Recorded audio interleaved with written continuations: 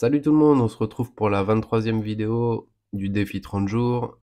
Suite à la vidéo d'hier qui comparait le mouvement ETA au Seagull ST36, on va regarder ce que ça donne sur la longueur avec la montre que je vais vous présenter, qui a maintenant 1 an que j'ai acheté en kit 100% AliExpress. Je l'ai assemblé au mois de juin 2022 et on va regarder esthétiquement ce que ça donne au niveau des fonctions et les performances chronométriques 1 an après. Je vous parlerai aussi de ce que ça m'a coûté et de ce que j'en pense au final. Mais en attendant, je vous parle vite fait du concours. Donc, comme je l'avais déjà annoncé, arrivé à 1500 abonnés, on y est presque maintenant, plus que 60 à peu près. Et je vous montrerai à la fin de la vidéo le petit lot que je vous réserve pour un petit tirage au sort. Je compte sur vous pour un max de likes, laissez un petit commentaire, abonnez-vous si c'est pas déjà fait et actionnez la cloche pour ne pas louper le concours. Et c'est parti pour la vidéo. Donc, comme je l'ai expliqué brièvement juste avant, j'ai acheté une montre en kit comme vous le voyez sur la photo, boîte, cadran, aiguille et mouvements séparés, même le bracelet. Et je l'ai assemblé moi-même il y a environ 1 an. Et esthétiquement, c'est plutôt propre. Franchement, la boîte en elle-même est plutôt sympa et pas mal travaillée pour un truc qui m'a coûté le prix que je vous donnerai après. Et le mouvement fonctionne très très bien. Comme on peut le voir à l'écran, ça c'était il y a les résultats d'il y a 1 an quand je l'ai assemblé, donc moins de 2 secondes par jour avec un delta de 4, c'est plus que bien, plus que très bien même. Et c'est parti pour le constat après 1 an au poignet. Je l'ai pas eu tous les jours, hein, j'ai changé de montre, on va dire pendant 3 mois sur 13, je l'ai pas porté. Mais j'ai fait au mieux, je la remets tous les jours, j'ai regardé comment elle fonctionnait. Et, bah, esthétiquement, bah, on voit que la barrette, c'est pas terrible, par exemple. Elle est un peu sale, mais ça, on va pas faire attention, ça sera le moment de la nettoyer en même temps. Et je l'ai portée sans trop faire attention à ce que je faisais, entre me laver les mains ou toutes les activités autres que j'ai pu faire pendant 1 an et demi.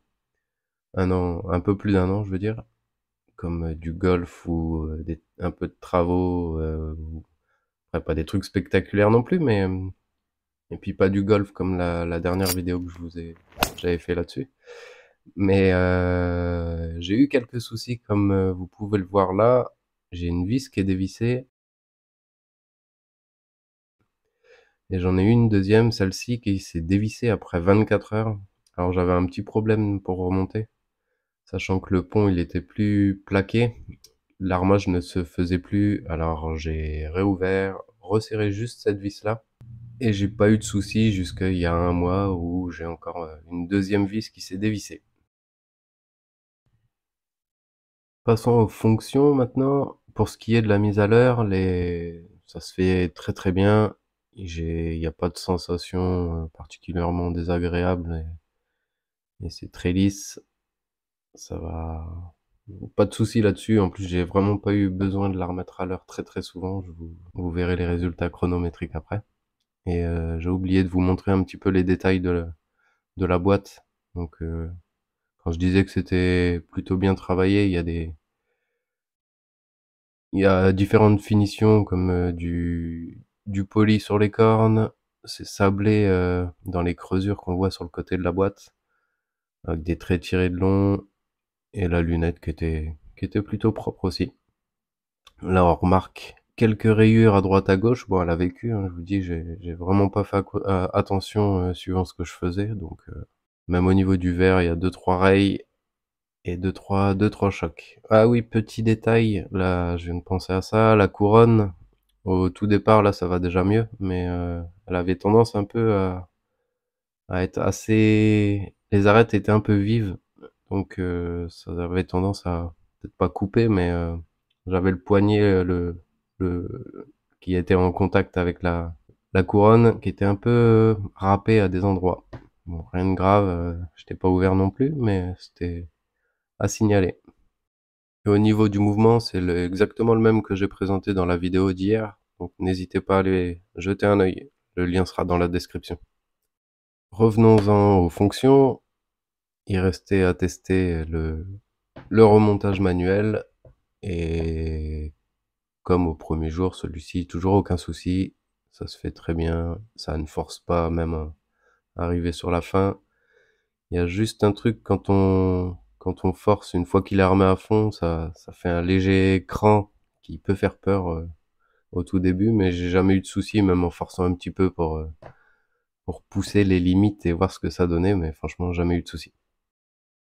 Voyons ce que ça donne au niveau des performances chronométriques 1 an plus tard, sachant que à la base il allait déjà très bien, donc je l'ai armé, je l'ai laissé tourner un bon quart d'heure et je l'ai passé sur le chrono comparateur. On a mesuré les 6 positions et voilà ce que ça donne. Donc au niveau de l'amplitude, on est vraiment super bien, 265 de moyenne avec très peu de variations, et au niveau de la marche, on est encore mieux, moins 1 seconde par jour. Avec un delta de 3, le repère 0,2, on est au top. Donc on va aller voir un peu plus loin et ouvrir le mouvement pour faire 2-3 constats. Je reviens sur un point que j'avais oublié niveau esthétique.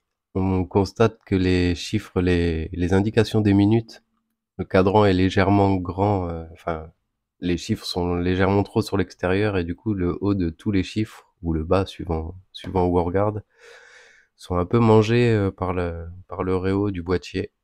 Donc voilà pour la petite info supplémentaire esthétique. Donc c'est assez compliqué quand on achète au détail les composants que tout soit compatible du premier coup. Après cet énième ajout de constat de l'esthétique, on va ouvrir le mouvement, ouvrir la montre pour regarder le mouvement. À la base, je voulais le démonter pour voir l'usure des composants, mais quand je vois les résultats chronométriques et les constats qu'on va faire juste après l'ouverture, je me suis dit qu'il y avait vraiment pas besoin.